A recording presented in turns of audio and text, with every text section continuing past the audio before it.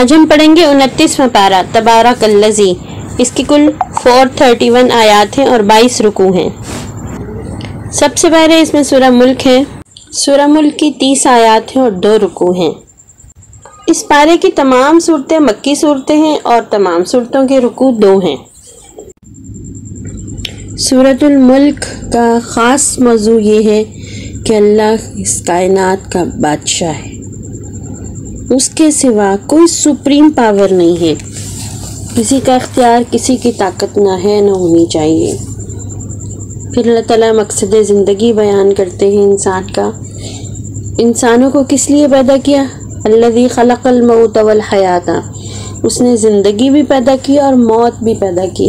وجہ کیا ہے اس بات کی؟ کہ وہ جاننا چاہتا ہے تم میں سے کون اچھے کام کرتا ہے. ایکم احسن عملا.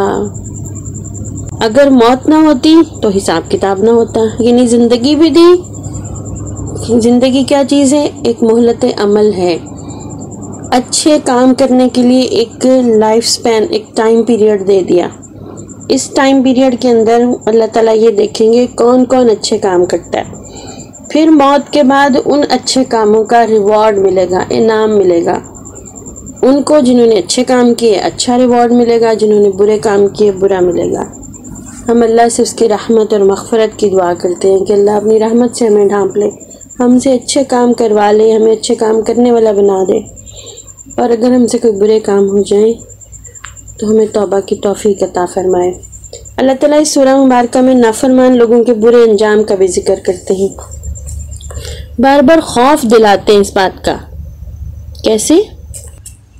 آمنتم من فی السماء ان یخسف بکم الارض فاذا ہی تمور.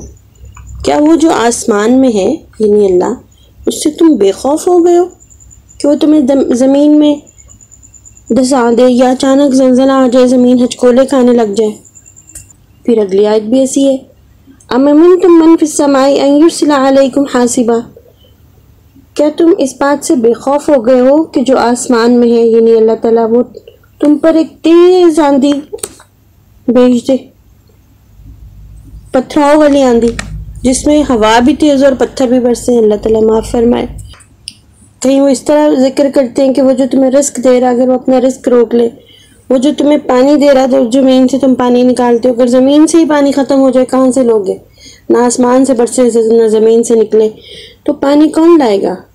تو اس سورہ مبارکہ کے آخر میں دعا پڑھتے ہیں، اللہ یعطینا وہو رب العالمین. اللہ ہی ہمیں پانی لا کر دے گا، وہی تمام جہانوں کا پالنے والا ہے. اس کے بعد سورہ قلم ہے. اس کی 52 آیات ہیں اور 2 رکوع ہیں. اس سورت کا آغاز قلم کی قسم کھانے سے ہوتا ہے. اللہ تعالیٰ قلم کی قسم کھاتے ہیں اور ہر اس چیز کی جو اس قلم سے لکھی جا رہی ہے یا لکھی گئی ہے. رسول اللہ صلی اللہ علیہ وسلم نے فرمایا سب سے پہلی چیز جو اللہ تعالیٰ نے پیدا فرمائی وہ قلم ہے. علم سیکھنے کے لیے بھی قلم کا استعمال بہت ضروری ہے اور ہمیں یہ یاد رکھنا چاہیے کہ جو چیز ہم لکھ کے سیکھتے ہیں نا وہ ہمیں نہیں بھولتی. یہاں پر اللہ تعالیٰ نے قلم کی جو قسم کھائی ہے نا، اس سے یہ بات سمجھ میں آتی ہے کہ اس قلم سے اللہ نے ہماری تقدیر لکھی اور پھر اس قلم ہمیں بھی عنایت فرمایا تاکہ ہم اس کے ذریعے علم حاصل کر سکیں. اسی سورہ مبارکہ میں اللہ تعالیٰ نے نبی کریم صلی اللہ علیہ وسلم کے اچھے اخلاق کی گواہی دی. کہا وَإِنَّكَ لَعَلَىٰ خُلُقٍ عَظِيمٍ، اور بلا شبہ آپ عظیم اخلاق پر ہیں. اخلاق کی جو مثال نبی کریم صلی اللہ علیہ وسلم پیش کرتے ہیں نا، ان کے بارے میں حضرت عائشہ نے بھی گواہی دی تھی کہ آپ تو سراپا، آپ کے اخلاق کیا ہیں؟ آپ تو سراپا قرآن ہیں. اللہ کے راستے سے روکنے والے لوگوں کا یہاں پر تذکرہ ہے کہ ان کے برے اخلاق اور برے کردار کا ذکر ہے. پھر یہ بتایا کہ فرما بردار لوگ اور مجرم ایک جیسے نہیں ہو سکتے، اور جو اللہ سے ڈرنے والے لوگ ہیں ان کے لیے تو اللہ نے جنت، نعمتوں بھری جنت تیار کر رکھی ہے. اس کے بعد ہم دیکھتے ہیں سورہ حاقہ. اس کے 52 آیات ہیں اور 2 رکوع ہیں. حاقہ کا مطلب ہے حق ثابت ہونے والی. نبی کریم صلی اللہ علیہ وسلم عموماً فجر کی نماز میں اس سورت کی تلاوت کیا کرتے تھے۔ اس سورہ مبارکہ میں قیامت کی منظر کشی کی گئی ہے اور نامہ اعمال کی تقسیم کی بات ہے۔ جس کو اس کا نامہ اعمال دائیں ہاتھ میں دیا جائے گا وہ سب کو اپنا رزلٹ، اپنا نامہ اعمال دکھاتا پھرے گا کہ یہ دیکھو میرا نامہ اعمال۔ وَهُوَ فِي عَيْشَةٍ رَاضِيَةٍ، وہ اپنی دل پسند زندگی میں ہوگا۔ فی جنت عالیہ، بلند مقام جنت میں، ایسی عیش و عشرت اور نعمتوں بھری زندگی کا تذکرہ ہے۔ پھر اس شخص کی حسرت کا بھی ذکر ہے اس صورت میں جس کو اس کا نامہ اعمال بائیں ہاتھ میں دیا جائے گا۔ استغفر اللہ، اللہ سے ہمیں دعا کرنی ہے کہ اللہ ہمیں ان لوگوں میں سے بنا دے، ویسے کام کرنے والا بنا دے جن کو دائیں ہاتھ میں نامہ اعمال ملے، اور ہمیں ہرگز ان لوگوں میں شامل نہ کرنا جن کا نامہ اعمال انہیں بائیں ہاتھ میں ملے۔ قرآن پاک کے حوالے سے ذکر ہے کہ یہ اللہ کا نازل کردہ کلام ہے، لیکن کم ہی لوگ نصیحت قبول کرتے ہیں۔ تنزیل من رب العالمین، اللہ تعالیٰ کہتے ہیں کافروں پر تو حسرت ہے، پچھتاوا ہے کہ انہوں نے قرآن مجید کی عظمت کو پہچانا ہی نہیں۔ پھر یہ حکم دیا کہ آپ اپنے رب کی عظمت اور اس کی تسبیح بیان کریں۔ اس کے بعد ہم اگلی سورت دیکھتے ہیں، سورہ المعارج۔ اس کی 44 آیات ہیں اور 2 رکوع ہیں۔ اس سورہ مبارکہ میں اللہ تعالیٰ بتاتے ہیں کہ کافروں کو عذاب کی بڑی جلدی ہے، ہر بات پر کہتے ہیں جلدی لے آؤ، کب آئے گا عذاب۔ اللہ کہتے ہیں کافروں کو اس عذاب سے بچانے والا کوئی نہیں، للکافرین لیس لہ دافع، وہ تو آ کے رہے گا، نافرمانوں کو ملے گا ایسا عذاب جو اللہ کی نافرمانی کرتے ہیں۔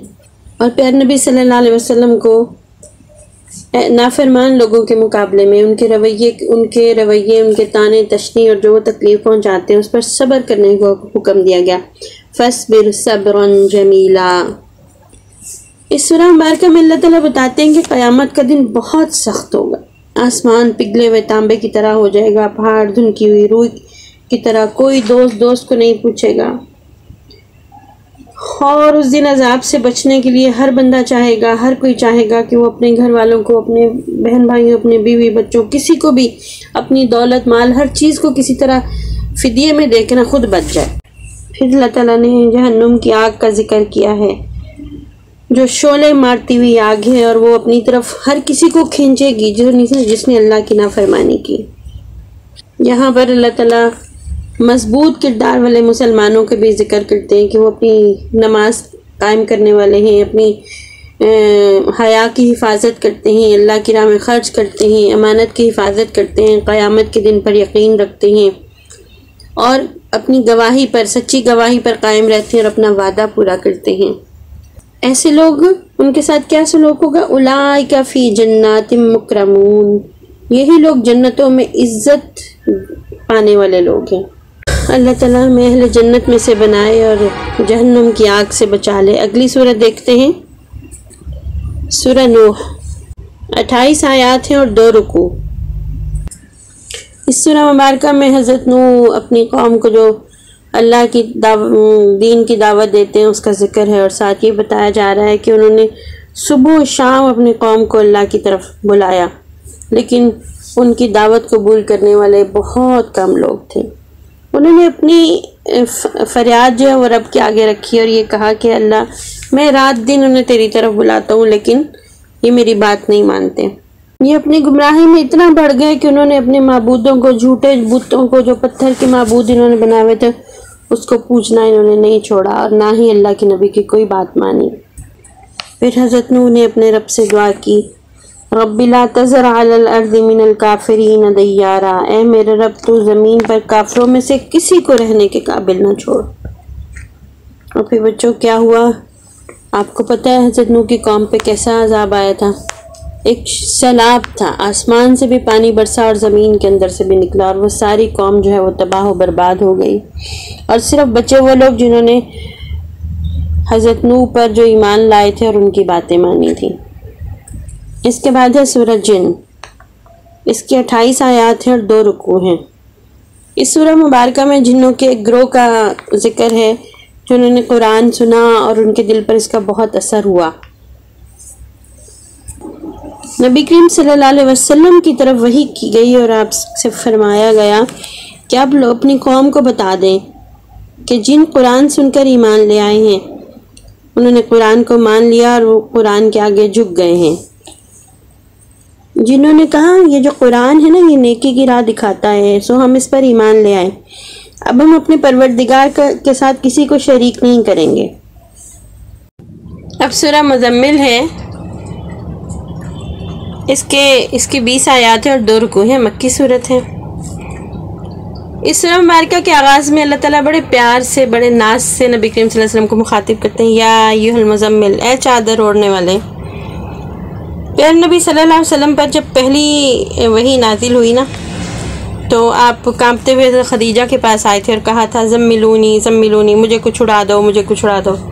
جب اللہ تعالیٰ نے وہی بات یہاں پر کی ہے کہ یہ اور جس وقت یہ آیات نازل ہوئی تو اللہ کے نبی چادر اوڑھ کر لیٹے ہوئے تھے، تو اسی طرح اللہ نے بڑے لاڈ اور پیار سے پیارے نبی کو مخاطب کیا، اور کیا کیسے کہ بس اب اٹھ کے کھڑے ہو جاؤ چادر اوڑھنے والے، اور اللہ کی دعوت کا جو مشن ہے اس کو مکمل کرنے کے لیے تیار ہو جاؤ۔ قم فانذر، کھڑے ہو جاؤ اور لوگوں کو ڈراؤ۔ کس بات سے ڈراؤ؟ اللہ کی ناراضگی سے، اس کی نافرمانی سے، اس کے ساتھ شرک کرنے سے، اور پھر بہت ساری باتوں کی نصیحت کی کہ بس اللہ ہی کے ہو کے رہو، نماز پڑھو، خاص طور پر رات کا قیام کرو، قرآن کی تلاوت کرو۔ قیام اللیل کا مطلب ہے رات کے وقت اللہ کے حضور کھڑے ہو کر نوافل ادا کرنا، اللہ کا ذکر کرتے رہو، کسی بات سے پریشان نہ ہو، ہر کام اللہ بنانے والا ہے۔ جس دعوت کا مشن اللہ تعالیٰ نے آپ کے ذمے لگایا نا، اس کے لیے جو پری ریکوزٹس ہیں یا اس کے لیے جو تیاری کے لیے جو صلاحیتیں اور جو ساز و سامان اور جو زادرہ چاہیے وہ کہاں سے آئے گا؟ وہ نماز سے، قیام اللیل سے، قرآن پاک کی تلاوت سے اور اللہ کے ذکر سے، اس کو یاد رکھنے سے، اس کی اطاعت کرنے سے آئے گا۔ تو ہم سب لوگوں کو بھی یہ بات یاد رکھنی چاہیے کہ اللہ کے دین کی دعوت دینا تمام مسلمانوں پہ فرض ہے۔ ہمارا مقصد وجود ہی بحیثیت قوم کے، بحیثیت امت کے اللہ نے یہ بنایا کہ تم میں سے ایک قوم ایسی ہونی چاہیے، ایسا گروہ ہونا چاہیے جو اللہ کے دین کی طرف بلائے، اس کی دعوت دے۔ اب اس کے دعوت دینے والے جو لوگ ہیں نا، ان کو اپنے اندر جو صلاحیت پیدا کرنی ہے نا، اور جو زادرہ انہیں چاہیے، جو ساز و سامان، جو صلاحیتیں، جو جس طرح کا حوصلہ، وہ کہاں سے ملے گا؟ نماز اور قیام اللیل سے، قرآن پاک کی تلاوت سے اور اللہ کے ذکر سے۔ اس سورہ مبارکہ کے بعد آ رہی ہے سورہ مدثر۔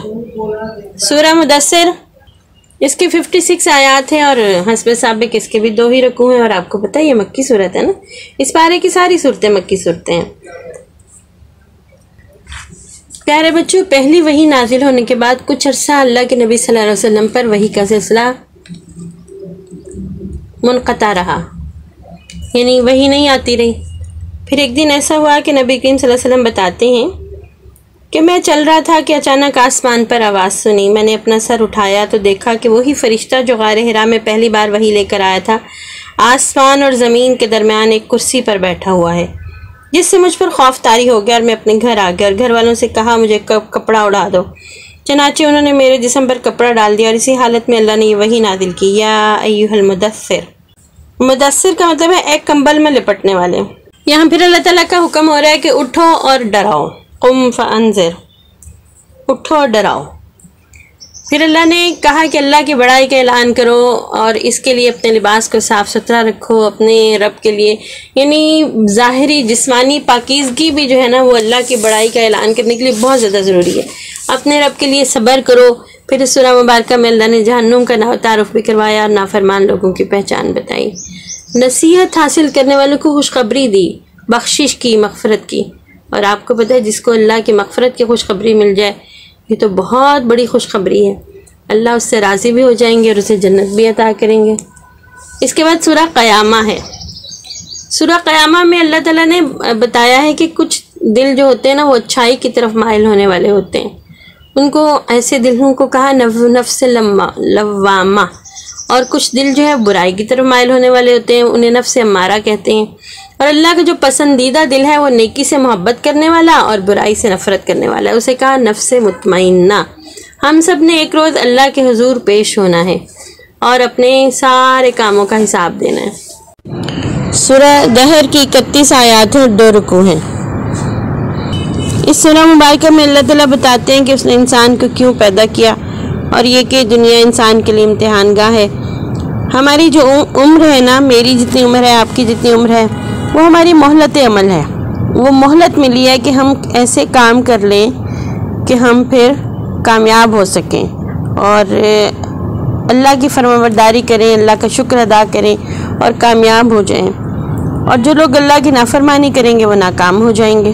اس دنیا اس امتحان گاہ میں جتنا ہم وقت گزار رہے ہیں وہ ہماری عمر کے برابر ہے۔ جس کو جتنی عمر ملی ہے اسی میں اس نے جنت کمانی ہے۔ اگر وہ جنت نہ کما سکا تو پھر اس کا ٹھکانہ خدا نخواستہ نہ، اللہ تعالیٰ معاف فرمائے، جہنم ہوگا۔ اس کے بعد سورہ مرسلات ہے۔ سورہ مرسلات کی 50 آیات ہیں، 2 رکوع ہیں، مکی صورت ہے۔ اس صورت کا انداز سوالات کا ہے۔ اللہ تعالیٰ کو ہواؤں کی قسم کھاتے ہیں، تیز آندھی والی، طوفان والی ہوائیں، اور یہ بتاتے ہیں کہ قیامت کا دن یعنی فیصلے کا دن قریب ہے۔ چند دن کی جو مہلت ملی ہے اس سے فائدہ اٹھا لیں اور نیکیاں کما لیں۔ اب